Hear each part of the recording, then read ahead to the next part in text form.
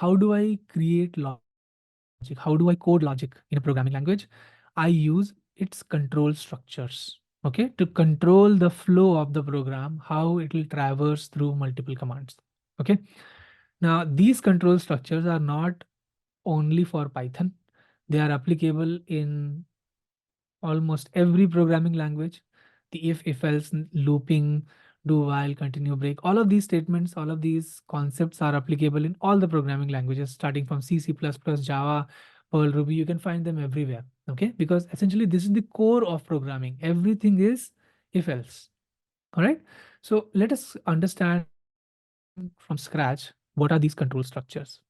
So everybody should be aware of the conditions at least, right? Something is greater than or less than, greater than equal to, less than equal to, not equal to, or equal to a particular value. What do we mean by that? So for example, x, I'm creating a variable x is equal to 10 here. Okay. If I want to do its comparison to 5, I'll say x is equal to 5, false. Why? Because the value of x is 10. If I say x is equal to 10, then it is going to give me true. If I say is x is greater than or equal to 10, true, because it is greater than or equal to 10. But if I say is it greater than or equal to 15, so it will say false. Okay, so you are evaluating a condition, and if the condition is true, the answer will be true. If the condition is false, then the answer will be false. Yes. Similarly, you have not equal to, like x not equal to 1. Yes, it's not equal to 1. So this is true. So these are standard conditions that you will be utilizing. And these are the only conditions that you will be using. So it's a fairly simple list. And you will be creating logic. Like for example, this x is equal to 10 if x is greater than 5. So if is the condition. If something is true, then do all of these statements. How do I know what I need to do if this statement is true? So after colon, if you hit enter, then it doesn't go here. It comes here. So this is known as the indentation. Okay. So Python is a very neat language in terms of, coding. And it is actually for your good that you are typing using this space so that the code becomes readable. So Python will understand that all of these statements should be executed if x is greater than 5. If I say x is greater than 50, then this expression evaluates to false. So I'm not getting any output. But if I'm saying 5, then I'm getting an output. Why? Because x greater than 5 is true. So if it is true, then do something. If false, then don't do this. So if something evaluates to false, then I'll not be executing all of these statements. Like over here, Okay.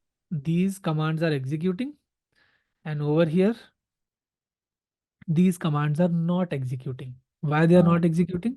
Then Because the condition is false. Is x greater than 5? Yes. So it will result in true. So it will execute all of these. If something is not correct, then it will not execute. But what if I would like to execute something else? If this condition is not true, that is where the if else condition comes to the picture. If something is true, then do this. This is called the if block. Else, if this condition is not true, then do this. This is called the else block. So if I give a condition that is true, it will execute this. If I give a condition that is false, then it will execute this.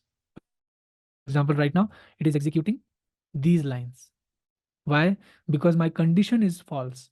X is greater than 50 is going to give me false.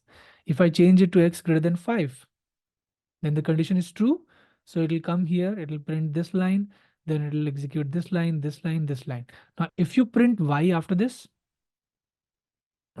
y is becoming 110. Why? Because this line is executing in the if block. But if I change the condition, then what is the value of y? 410. Why? Because this line executed. So in the previous setting, if my condition was true, then this line got executed. But if my condition is false, then this whole thing will not be executed. It will come here and execute these lines, the else block. So this y became 400 plus x. How does Python know what are the items that should be contained within the scope of if? So based on the indentation, like if you remove this indentation, if you print, if you keep print hello over here, even if I give a condition that is false, the print hello is still executing. Why? Because now print hello has been detached from the if.